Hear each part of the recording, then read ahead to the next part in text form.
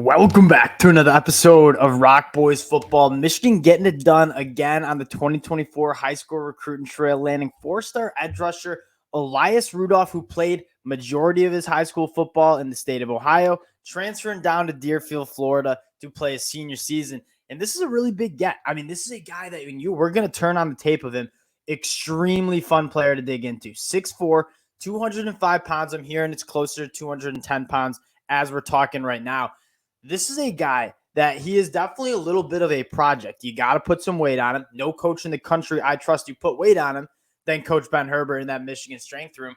But he's a guy with special athleticism. Like the short area quickness, the burst and bend around the line of scrimmage or off the line of scrimmage, around tackles. Truly, truly special. A very intriguing prospect. We're going to talk a little Elias Rudolph. We're going to talk about what this Michigan class looks like in 2024, some potential targets for us to hit in July, and just a little bit of Michigan fan talk in terms of recruiting, because there's obviously, I'm not going to sit up here and sugarcoat it. It was a tough weekend for us, right? Losing out on Jameer Grimsley, losing out on Terrion Nichols, and then Justin Scott last night, where apparently Michigan was in the thick of things, and he ends up going to Ohio State. Got to have a little conversation about that as well. Now, before we do, again, just want to say thank you to you guys, and especially the Michigan fans. You know we love talking Michigan football. Big Michigan fans. You guys have shown a ton of support. So if you do enjoy the content, you rock with the boys, consider subscribing to the channel. We appreciate, for real, all the support you guys have shown. It's been busy. We've been talking a lot of these commitments. We're trying to break down as many of them as we can for you guys. And the support you guys have shown means a lot. Let's have this Michigan conversation real quick. And there's two sides to the story. One, it hurts. And I'm not going to sit up here and say that this was a great weekend for Michigan on the recruiting trail, right? Justin Scott goes to Ohio State. You miss on two top cornerback prospects in Jameer Grimsley and Terrion Nichols. That being said, I'm not going to sit up here and say the sky's falling. Like, at the end of the day, Michigan is back-to-back Big Ten champs, 2 straight seasons of college football playoff appearances. And this is nothing really new. If you're a Michigan fan, Ohio State has been a dominant force on the recruiting trail. They've recruited better than Michigan if you're looking at the 24/7 rankings, if you're looking on the On3 rankings. That shouldn't come as a surprise, but for us to sit up here and say we're out, like Ohio State's back, we don't stand a chance, that's just foolish. Because you look at what Michigan's done, it looks like this staff has really settled in terms of identifying the guys they want in this program.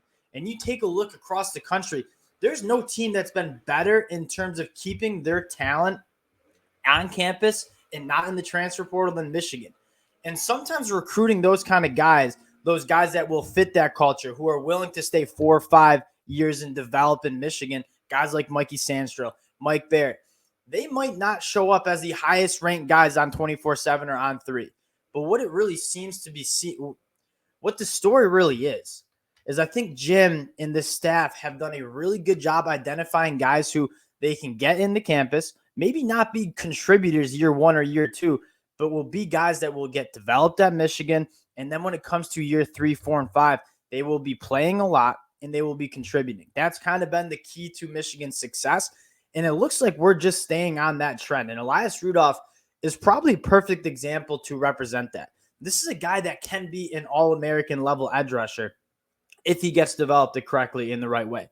That being said, he's not going to be a top 100, top 50 national recruit because he is 6'4", 210 pounds. He's just a little undersized right now, so you're not going to see On3 or 24/7 or Sports or Rivals really ranking this guy extremely high because he is a little bit of a project. But he represents exactly what Michigan has been doing in terms of identifying talent that you get on campus, you develop, and by year 3, 4, and 5, these guys are going to be significant contributors to this Michigan team, and they're going to stay at the program. Again, all these other top schools, Georgia, Ohio State, Alabama, they deal with a lot of transfer portal stuff because they take a lot of elite guys that want to play early, expect to play early, and when it doesn't happen, they're out of the program. That's no knock on those programs. They've been as consistent as it gets in terms of winning football games. Michigan's just doing it a little bit differently, and I don't think it makes much sense for Michigan fans to get up here and panic. We're still building a very good 2024 class that is extremely close. Like, you take a look at Twitter, these guys are excited to become Michigan men. They're excited to get into the program and develop. And it seems like this class, from a culture standpoint, fits exactly what you want in Michigan. Now, with that being said, I kind of just wanted to air out my thoughts and opinions on it. And again, I'm not going to sit up here and say this was a phenomenal weekend. Like, we lost some recruiting battles. That's not great. That being said, if you're a Michigan fan, you still have to feel extremely good about what this 2024 class is and the state of the program. Because again, this is a program that is just getting going, in my opinion. Again, Michigan fan here, but I really am optimistic about where this is going. Let's get into Elias Rudolph, though, and talk about what Elias Rudolph is going to bring to the table. And the first thing you're going to see is just the twitchiness and the athleticism for a kid who's coming off the edge. And I do kind of consider him more of a raw prospect. You see him getting it done in special teams early. Probably will have to play special teams his first 2 years. But this is a guy that, in terms of what you want, I really like the blend of different kind of edge rushers we've gotten. Elias Rudolph is a dude that's just so twitched up when it comes to cutting the corner, beating a tackle on his outside shoulder. Elias Rudolph has all the juice in the world to be able to do that. And he's a guy that's extremely good athlete. Nice spin. You'll see a spin move a couple times. I dug into the film this morning. Extremely good spin move.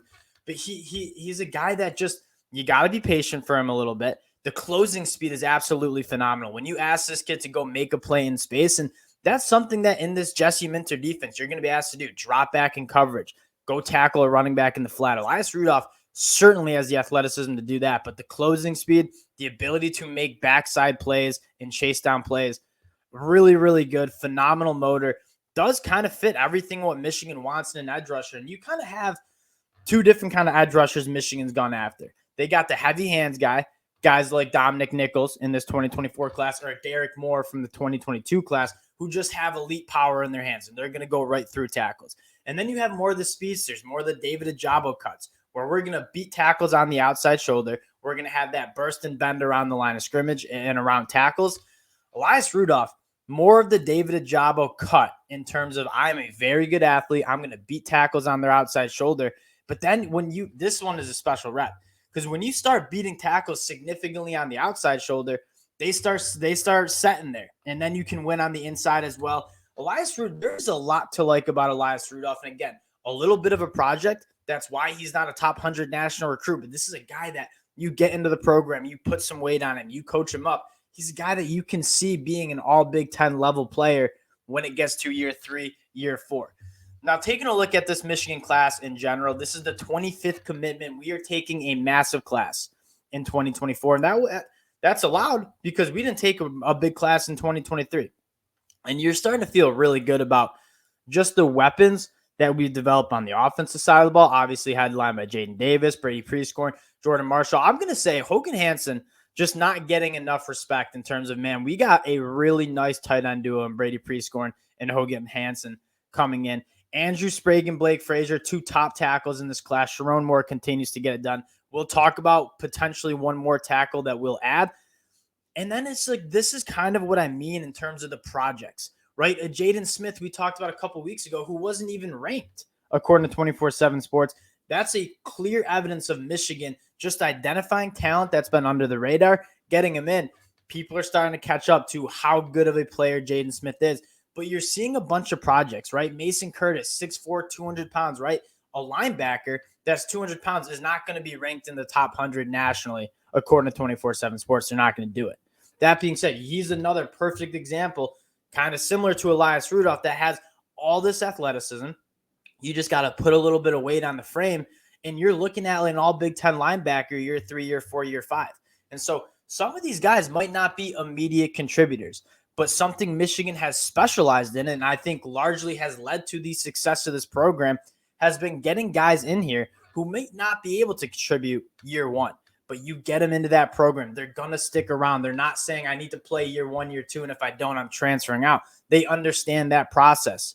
Mason Curtis, a great example of it. Jaden Smith, another really good example of it. And then you go down the list, and you find some other guys who I think are kind of very similar circumstances. And Cole Sullivan, another linebacker. Devon Baxter, an edge rusher who, again, 6'6", 225, got to put some weight on the frame. We talked about him and his juice off the edge as well.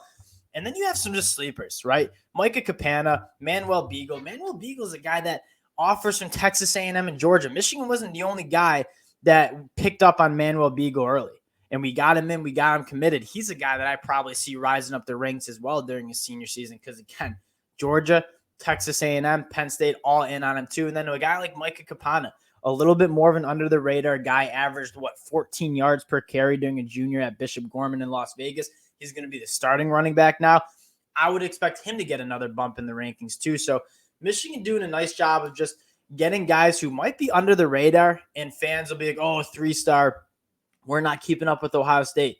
We're getting guys that I think this staff feels really good about in terms of not only the player and the athlete, but also the person and the kind of person that's going to stay in this program and kind of buy into the process of getting developed. Now, taking a look at who Michigan could be going after, and again, I normally don't get into like the fan talk as much, but as a Michigan fan, I did want to talk about just how confident I am in this 2024 class, even though we've missed out on some top targets like a Jameer Grimsey, like a Terrion Nichols. Now, taking a look at what this class, we might take 30 kids in this class, and Gatlin Bear from Idaho, probably our biggest target, right? The track star.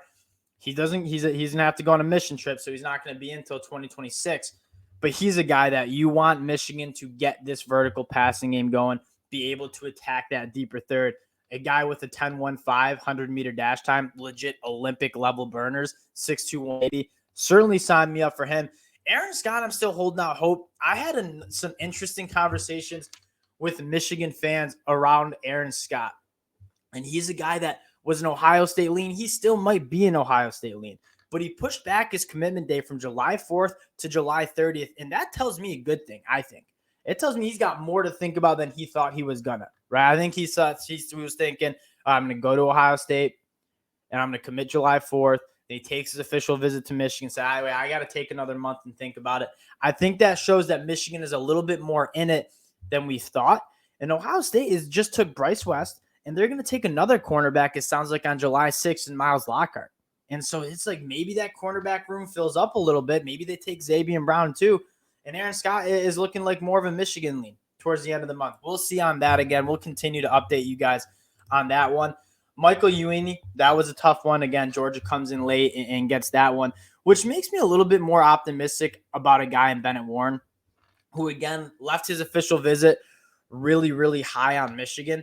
I wonder if now it seems like we still got that last offensive line spot available. If Bennett Warren pivots back to Michigan and you're looking at Bennett Warren being that last offensive lineman, we take Elias Rudolph, obviously now in the class. And then the last two guys I want to talk about, these guys who came in on Friday, June 2nd, Brian Robinson seems to be trending to Kentucky, but that one is, I try to read as much as I can about him. I really don't know where that one's going to go. That being said, I'm still optimistic about Jacob Smith, the brother of Gerard Smith, the twin brother of Gerard Smith, who's already in Michigan's class. That would kind of do a nice job rounding out our edge. And then you can get Jordan Shipp, who's Jaden Davis and Shannon Goodwin's teammates at Providence Day, a big body wide receiver who can go up and make some contested catches. You're suddenly looking at a well-rounded class. And what I am a little bit more excited about, especially in terms of recruiting the offensive side of the ball, is if J.J. McCarthy can kind of be the quarterback a lot of us Michigan fans think he can be in 2023 in terms of pushing the ball downfield, be like having a little bit more of an explosive offense. I wouldn't be surprised if Michigan can add one more playmaker on the offense side of the ball. And we got Jordan Marshall, one of the top running backs, in Micah Capana. We got Shannon Goodwin. We got a couple tight ends that we really like in Hogan Hansen and Brady Prescorn. I wouldn't be surprised if there's an elite wide receiver that's taking a look at this Michigan team and saying, one, there's probably some opportunity to play early because it's not like Michigan's crushed it on the recruiting trail in terms of recruiting wide receivers. And another thing is this offense suddenly becomes a spot where wide receivers want to go to. Right. And for so many years at Michigan with poor quarterback play, or not elite quarterback play, I should say, and then just kind of poor offenses that are really run heavy and not very explosive, it's not necessarily the most ideal spot for a wide receiver to come and play. If Michigan can show we can push the ball down the field vertically, use our wide receivers as a little bit more playmakers, I wouldn't be surprised that in November, December, when it's time for these kids to sign on the dotted line to where they're going to go play football at school, we can grab one more wide receiver. So, again, tough weekend. I don't want to sugarcoat it and say that it was great. But if you're a Michigan fan, you still got to be phenomenally happy with this 2024 class. the caliber of players and the ceiling athletically for a lot of these players is really, really exciting. And if you stack another good year, another Big Ten championship, I think you're looking at a really strong class in 2024, a good start in 2025. And as a state of a program in terms of being a national title contender, hard to see Michigan not being a contender for many years to come with the class we have now, the players and young players we already have in this roster. Again, appreciate you guys, especially the Michigan fans. I went a little off script, giving you guys some of my Michigan takes as I've been on Twitter a lot, as I'm sure you guys have as well. Appreciate you guys rocking with the fellas. If you do enjoy the content, consider subscribing to the channel. We appreciate you guys, and we'll talk to y'all later. Peace.